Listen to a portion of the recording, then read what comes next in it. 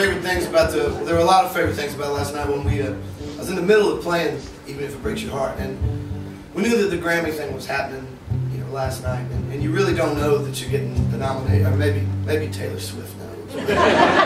Will Hoge does not know that he's getting the nomination. And I don't even think that, I think it's pretty secretive, but again, Jordan was just watching the results and waiting on a text or an email or a phone call, and he said, "I'll come tell you, during the show if it happens." And I said, "Okay." I didn't think much about it because I was in the middle of being charming and witty for a few hours and I lost track of time. That was funny. Come on. That was a joke. But I didn't think anything about it. But anyway, and Jordan kind of came over. I was in the middle of playing the song, and Jordan came over and stood next to the stage. And I thought, did we get a nomination? He didn't say anything. I didn't want to be the guy that was like, "So, did we get a Grammy nomination?" And then he goes, "Nah, man." Like, "Okay, good story." So I didn't find out until a couple songs later when we finished the show and came back on stage, and we got to tell everybody that was there, and it was a cool moment to get to celebrate with folks like yourselves, folks that have come and watched me do this for a very long time. It was a wonderful thing to get to see. And one of my favorite things about Nashville is, after all of the excitement, I wanted to look and see what it's not really nice to say it's your competition, but it's the folks that are in your category. And only in Nashville would this happen, that it's 5 songs. I think 4 or 5 songs, doesn't matter. The point is, one of the other guys that is up for it is my oldest son's best friend's father. We are in the same preschool class. They were like, "This has got to be the most Grammy nominations for any preschool class." Win, lose, or draw, I want a damn trophy for that. So, when I wrote this song, I was right in the midst of recovering from this accident that I was in. I was still on a walker, so I had kind of hobbled into this co-write with a friend of mine named Eric Pasley, who I wrote the song with, and kind of limped in with this walker and tried to drag the guitar case along with it. We really just sat down and kind of started talking about what made us want to do this in the first place, because at that point I wasn't going to tour for at least a year.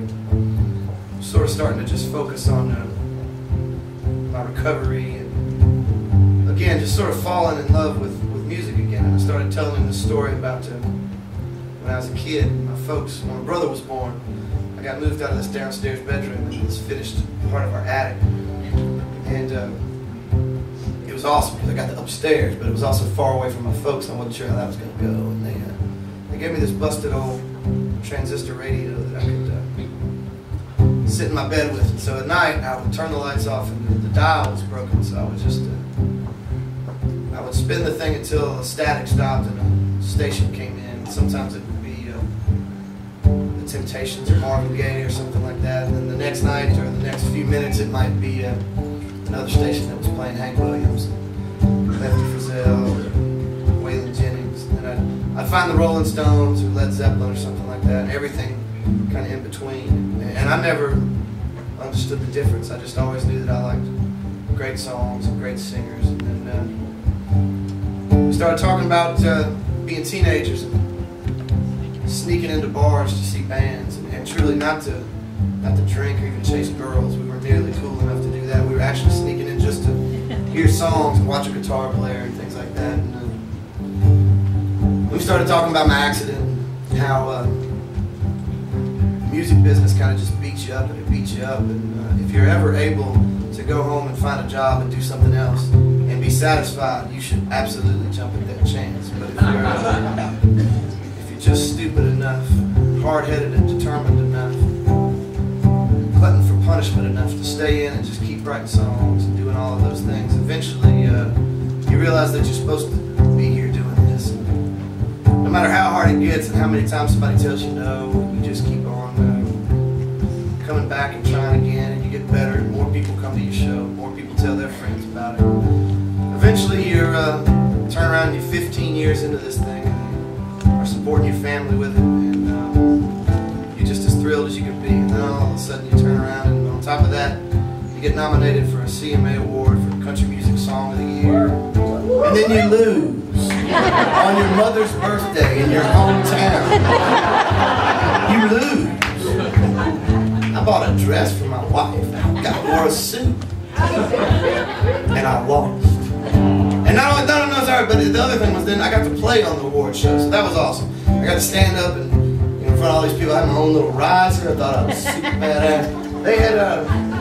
They had put a runner specifically with me because the award was going to be immediately after my performance on the CMA Awards with the Eli Young Band, and they had me practice multiple times that day how to take the guitar off as fast as I could and get down these stairs and run in my suit to my seat next to my wife in her brand new dress.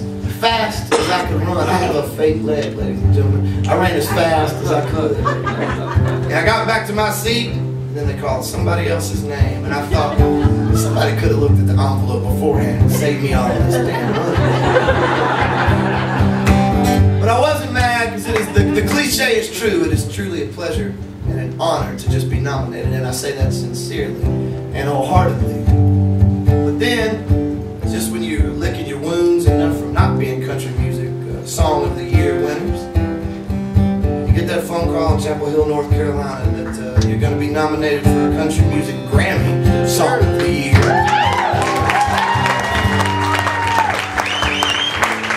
So I may wear the same suit, but I will be hoping for different results. Keep your fingers crossed, ladies and gentlemen. Remember that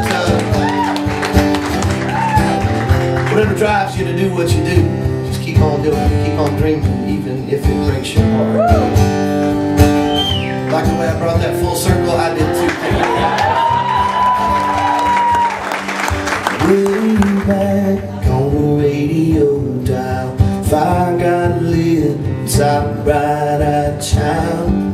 Every note just wrapped around his soul, from steel guitar to Memphis, all the way to rock and roll.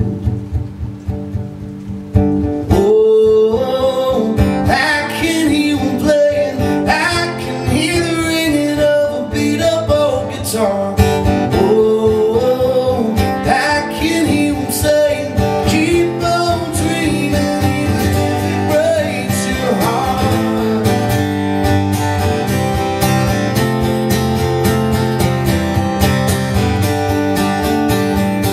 Downtown, where I used to wander, old enough to get there but too young to get inside.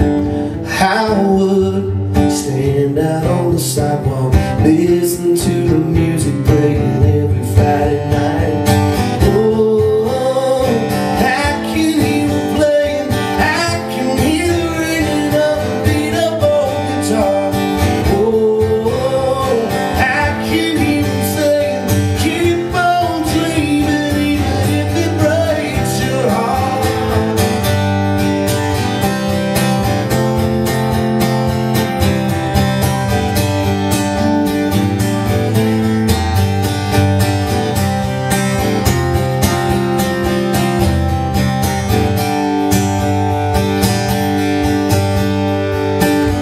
Some dreams stay with you forever, drag you around and lead you back to where you were. Some dreams